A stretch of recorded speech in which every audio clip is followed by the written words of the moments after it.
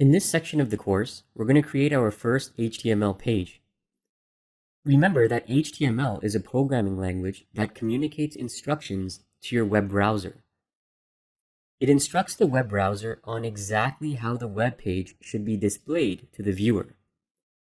HTML and CSS, which we'll explore later on, defines the way fonts, colors, graphics, and hyperlinks are displayed on your pages. Let's take a look at a quick example.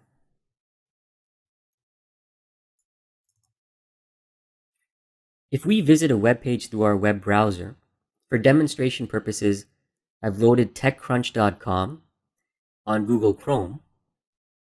You can do the same using any browser of your choice. As we can see, this page is composed of basic text, links, images, and font styling. Let's take a look at the HTML code that instructs Google Chrome on how to display all the elements of this page.